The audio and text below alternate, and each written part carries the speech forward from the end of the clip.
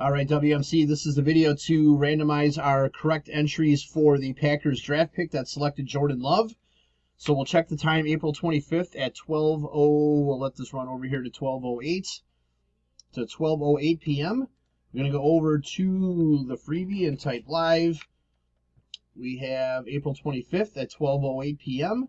There is the 5 entries that correctly selected Jordan Love. We're just going to randomize your names, and then whoever's on top after the final roll wins the Cephas 8x10. So we need a dice roll of 5 or higher. There's 5. All right, 5 times. Here we go. Good luck. 1.